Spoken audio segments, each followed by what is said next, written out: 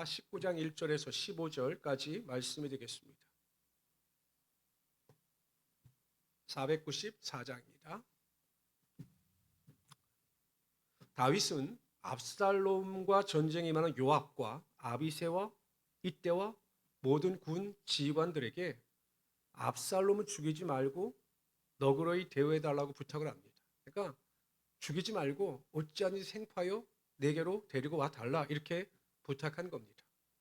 그러나 요압은 이 다윗의 청을 거절합니다. 충분히 살릴 수 있고 충분히 너그럽게 대응할 수 있었지만 그 압살롬으로 인한 위험이 크다고 판단하여 그만 그 압살롬을 죽이고 만 것입니다. 구스 사람을 통하여 승리 소식을 접한 다윗은 자신의 압살롬이 죽었던 아들이 압살롬이 죽었다는 소식을 듣고 크게 통곡을 합니다. 백성들이 당황할 정도로 엄청난 통곡이었습니다. 그리고 뒤에 그 슬픔을 주체하지 못하는 다윗의 모습이 나타나고 있습니다. 우리 1절부터 8절까지 우리 한 절씩 교독합니다. 먼저 1절 여러분들 읽어주십시오. 읽읍시다. 시작.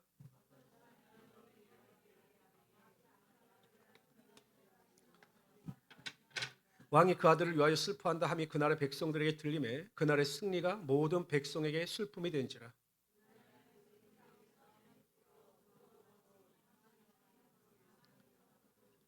왕이 그의 얼굴을 가리고 큰 소리로 부르되 내 아들 압살롬아 압살롬아 내 아들아 내 아들아 하니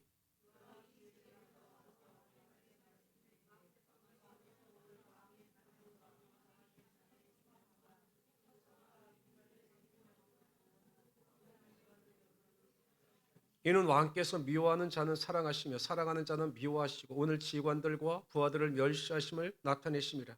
내가 오늘 깨달았으니 만일 압살롬이 살고 오늘 우리가 다 죽었다면 왕이 마땅히 여기실 뻔하였나이다.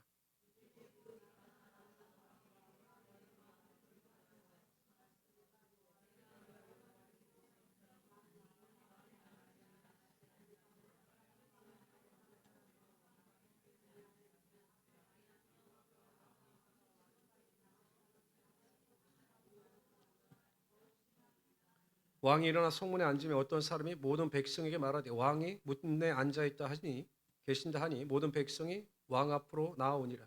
이스라엘은 이미 각기 장막으로 도망하였더라. 압살롬이 죽었다는 소식을 듣고 다윗은 통곡합니다. 그냥 통곡하면서 내 아들 압살롬아 내 아들 압살롬아라고 울부짖습니다. 여러분 전쟁에서 승리하고 돌아온 백성들의 입장에서 보면 분명히 승리를 해서 기쁘고 위기에서 벗어나서 행복한데 그렇게 압살롬의 죽음 앞에서 통곡하는 다윗을 볼 때 마치 자신들이 죄인인 것처럼 느껴졌던 겁니다. 아니 승리해서 너무 기쁜데 이제 다시 돌아올 수 있는 기회가 생겼는데 그래서 모든 것이 제자리로 복귀가 되었는데 원상복귀가 되었는데 그 다윗의 죽음 앞에서 슬퍼하는 다윗을 보니까 그 승리를 기뻐하지 못하는 겁니다. 우리가 뭐 잘못했나? 압살롬을 죽인 일이 그렇게 큰 우리의 잘못인가? 라고 하는 나름대로의 회의감에 빠져들 수가 있었던 겁니다. 이러한 모습을 보고 요압이 왕 앞에 나가 이야기합니다. 제발 백성들의 입장을 좀 생각해 달라는 것입니다. 아니 자신들을 위기 가운데 빠뜨렸던 자신들의 원수와 같은 압살롬이 죽었는데 큰 공로를 세운 백성들이 왜 당신의 눈치를 봐야 하느냐? 왜 그들이 주눅이 들어야 하느냐라고 항의하듯이 다윗에게 따졌습니다. 그러나 설득이나 위로가 아니라 어찌 보면 요압은 자신의 그 감정이 상한 것을 감정적으로 다윗에게 표현했던 겁니다. 이에 다윗은 자신의 슬픔을 그치고 성문에 앉습니다. 물론 이로 인하여 백성들의 평안을 얻게 되지요. 저는 다윗도 요압도 다 문제가 있다고 생각을 합니다. 백성들의 입장을 전혀 고려하지 않은 것이죠. 아무리 슬프죠. 그렇죠, 여러분. 아무리 자신을 대적하는 아들이라 할지라도 아들이 죽었는데 기뻐할 부모가 어디 있겠습니까? 슬프죠. 그래도 자신들을 위하여 목숨을 걸고 자신의 목숨을 걸고 싸운 백성들이나 그 군인들을 보면 그들 앞에서 슬픔을 억제하고 자신 홀로 방에 들어가 슬픔을 표현할 수 있는 방법이 충분히 있었을 텐데 그 많은 백성들 앞에서 그들을 배려하지 않고 슬픔을 표현한 것은 다윗이 올바른 행동을 선택한 것은 결코 아닙니다. 요압도 마찬가지죠.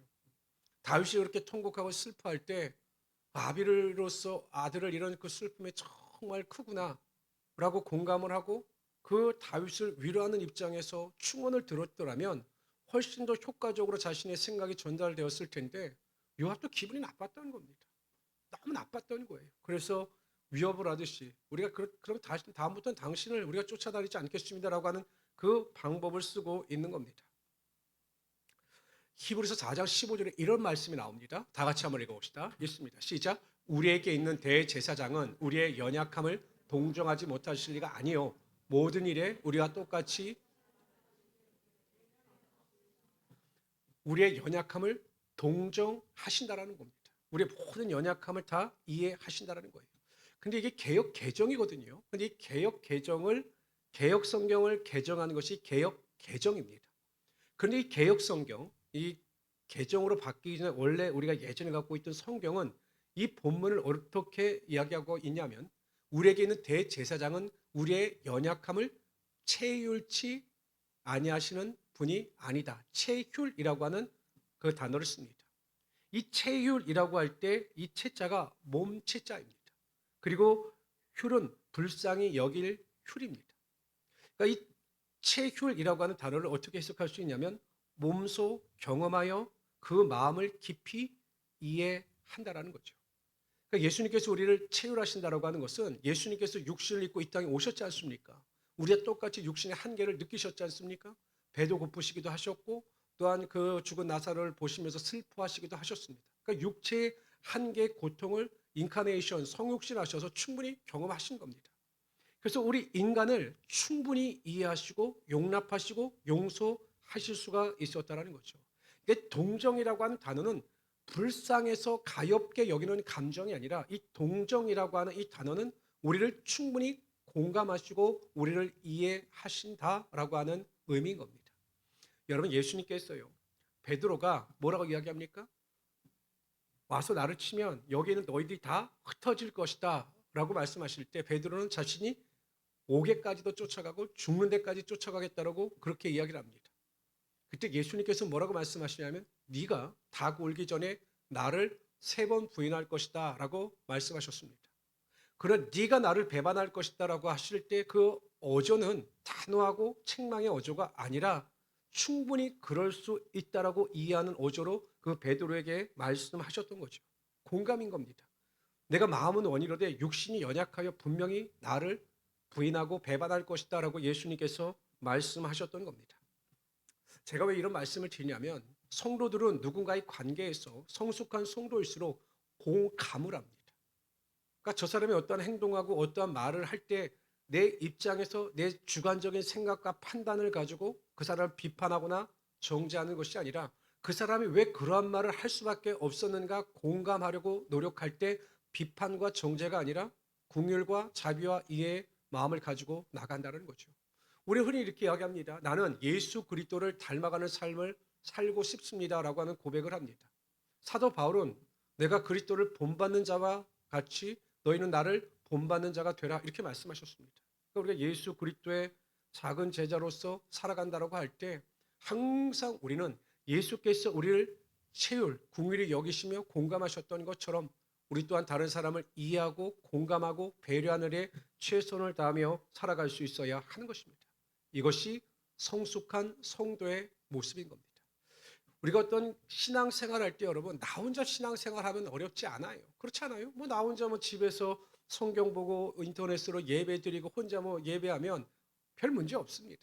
그러나 항상 이 교회라고 하는 공동체 안에서 우리가 사람을 만나고 사회라고 하는 공동체 안에서 사람을 만날 때 이 관계가 굉장히 어렵습니다. 이 관계 속에 내가 어떻게 신앙을 적용하고 실천하느냐가 우리의 신앙의 질을 결정하는 아주 중요한 요소가 되는 겁니다. 예수님께서 우리를 직접 아시고 공감하셨던 것처럼 우리 성도님들도 항상 내 입장에서 다른 사람을 판단하고 정죄할 것이 아니라 공감하고 이해하려고 최선을 다하며 살아갈 수 있는 하나님의 귀한 성도들이 되시기를 바랍니다. 그러면 하나님께서 함께하여 주시고 머리가 되게 하시며 높이시는 하나님의 영광이 나타나게 될 겁니다. 우리 9절 10절은 다 같이 읽읍시다. 9절 10절 읽습니다. 시작. 저기 좀 크게 읽읍시다. 시작. 이스라엘 모든 지파 백성들이 변론하여 이르되 왕이 또 우리를 블레셋 사람들의 손에서 구원하셨으나 이제 우리가 기름을 부어 우리를 다스리게 한 압살롬을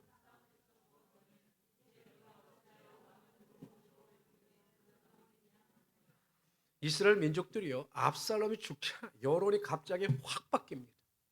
여러분, 그냥 압살롬을 따르고 그냥 다윗을 싫어하던 사람들이 압살롬이 죽자 어떻게 변합니까? 이제 다윗을 데려오자는 겁니다. 이제 압살롬은 이미 죽었으니 우리가 그를 추정할 수 없다. 그것이 우리가 쫓아냈던 다윗을 다시 데려오자. 이렇게 의견을 모으고 있는 겁니다. 참으로 민심이라고 하는 것, 사람의 마음이라고 하는 것이 간사합니다.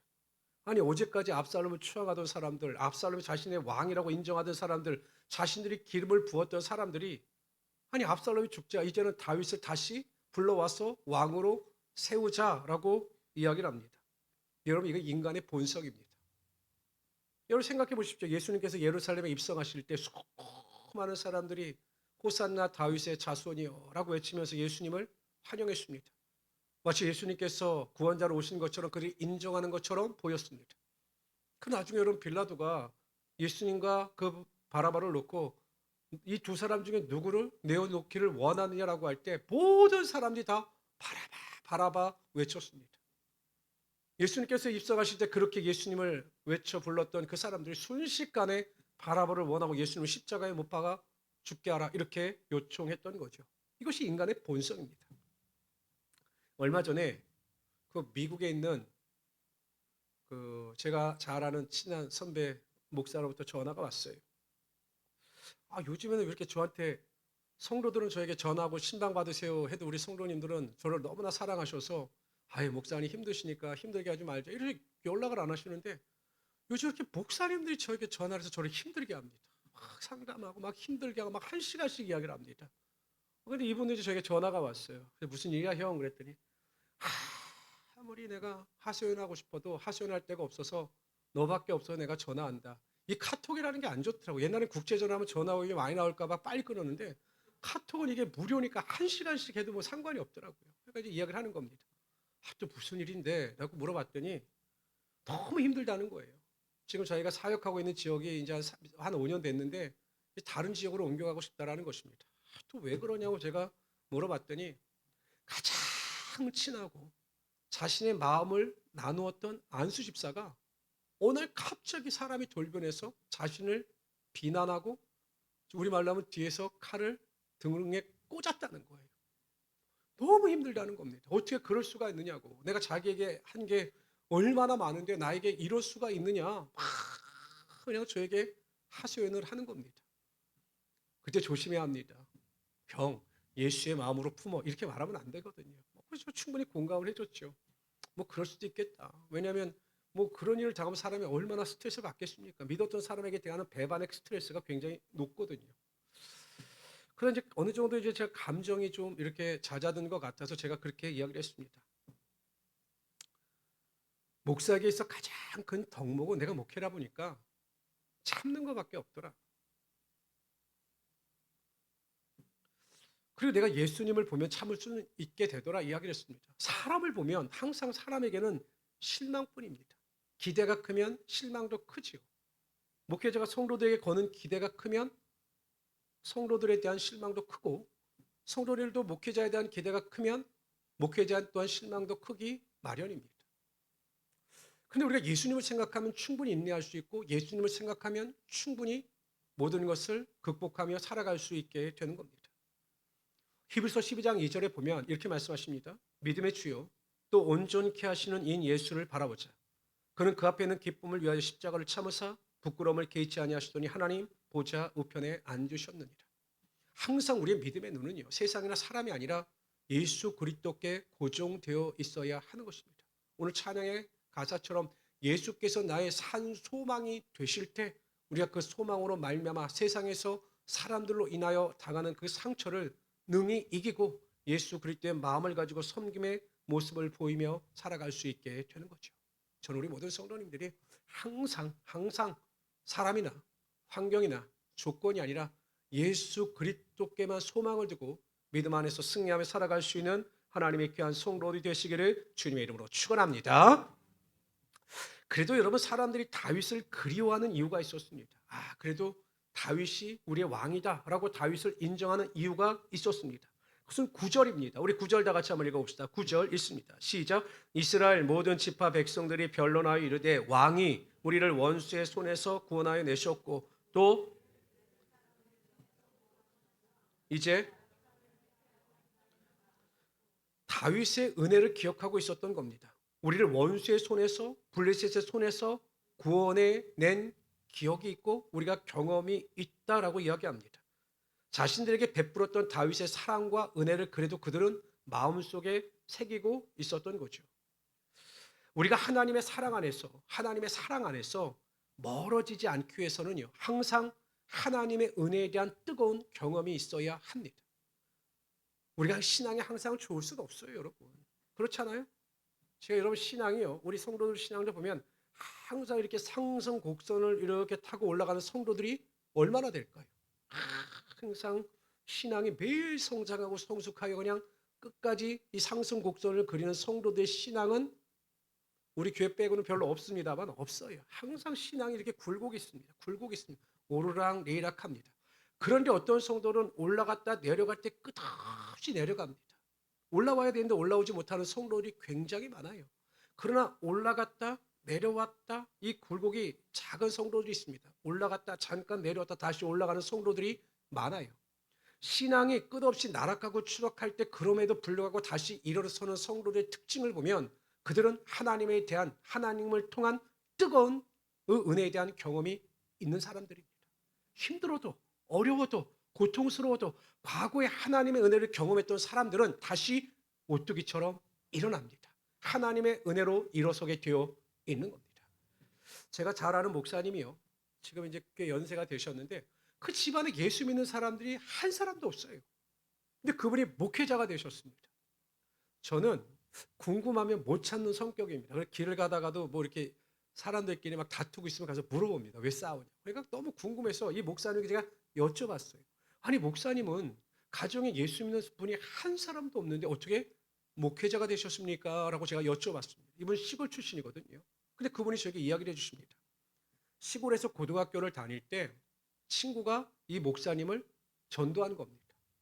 그 전도해서 교회를 다니기 시작했는데 겨울방학에 선생님이 수련회가 있으니까 수련회 같이 가자라고 하니 뭐 시골에서 무슨 놀이가 있겠습니까? 그래서 그냥 사모하는 마음을 가지고 수련회에 동참했다가 이 목사님이 고등학교 2학년 때 성령 세례를 받은 겁니다.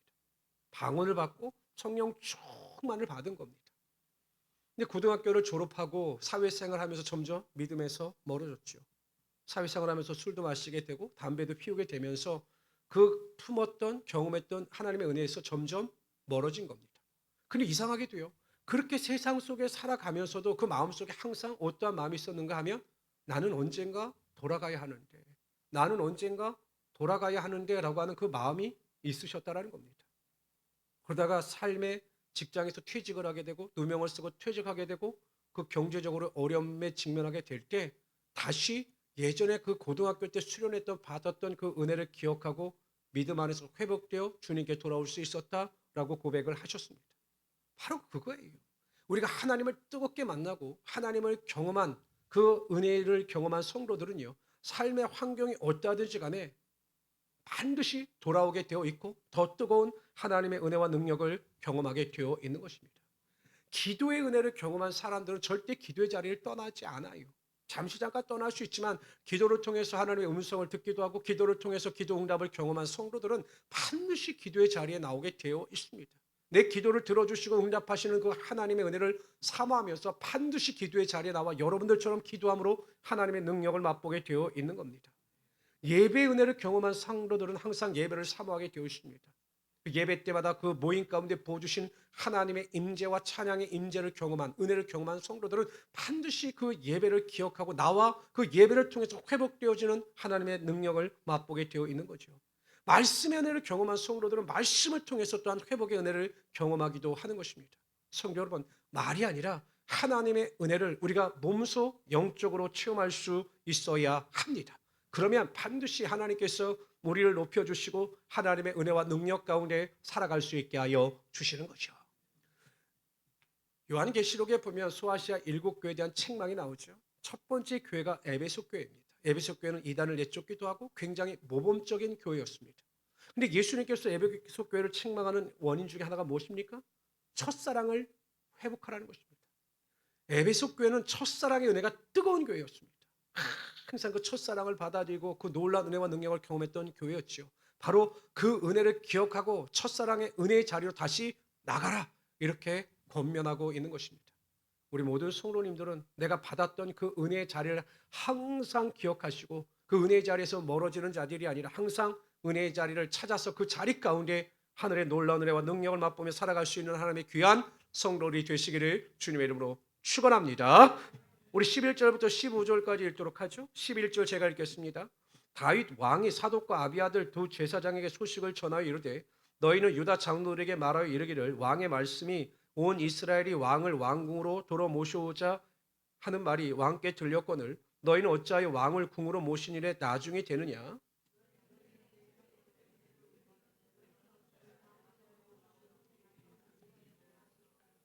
너희는 또 아마사에게 이르기를 너는 내 고륙이 아니냐. 네가 요압을 이어서 항상 내 앞에서 지휘관이 되지 아니하면 하나님이 내게 벌 위에 벌을 내리시기를 바라노라 하셨다 하라 하여.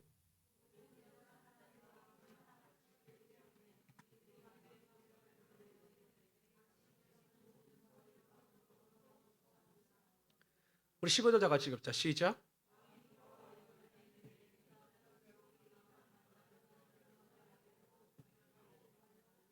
이스라엘 민족이 자신의 황궁을 위하여 움직인다는 소식을 듣고 다윗은 사독과 아비아들 두 제사장을 통하여 유대 장로들에게 자신이 귀환에 앞장서 줄 것을 요청합니다. 왜냐하면 여러분, 압살롬의 반역을 일으킬 때 가장 그 편에 섰던 지파가 유다 지파입니다. 유다 족속입니다.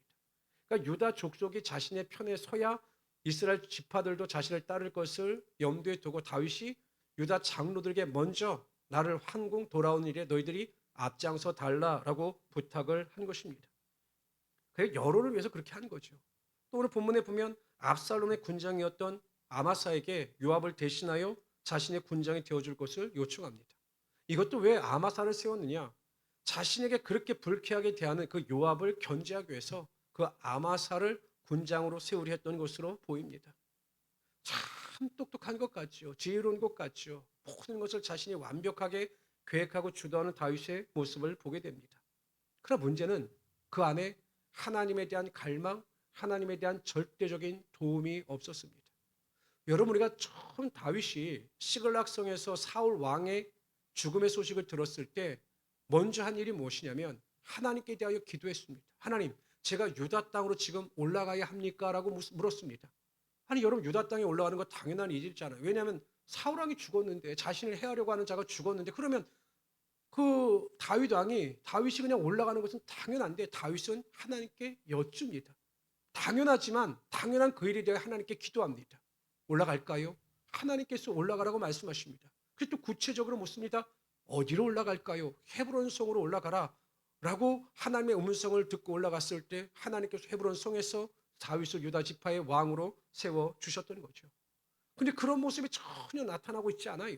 신본주의적 삶을 살았던 다윗이 인본주의적 삶을 살아가고 있는 겁니다.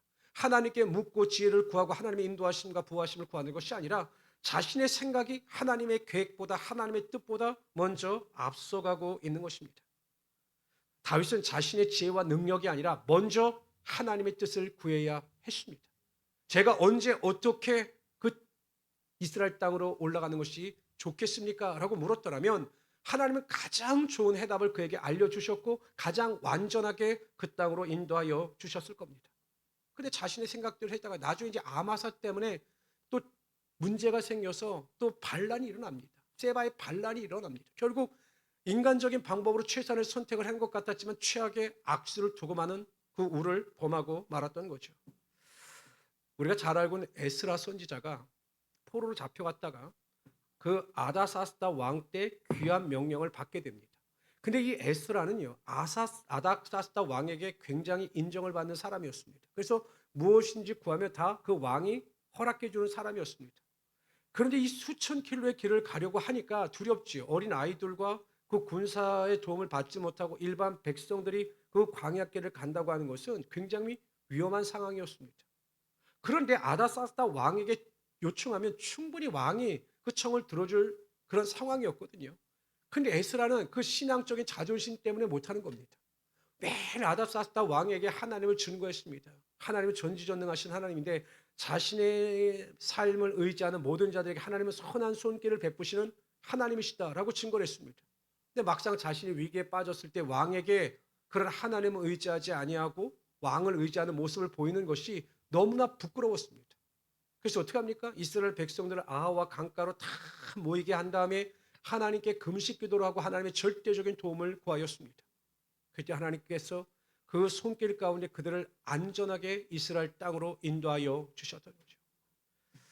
우리의 삶에 있어 우리가 소유하는 가장 중요한 영적 습관이 있습니다. 그러니까 우리가 반드시 성도의 삶에서 가장 중요한 영적 습관이 하나 있습니다. 그것은 무엇이냐면 항상 하나님보다 앞서가지 말고 항상 모든 일에 먼저 무릎 꿇고 하나님께 기도하며 하나님의 뜻을 물으며 하나님의 인도하심과 보호하심을 구하는 영적 습관입니다. 이 영적 습관이 굉장히 중요합니다.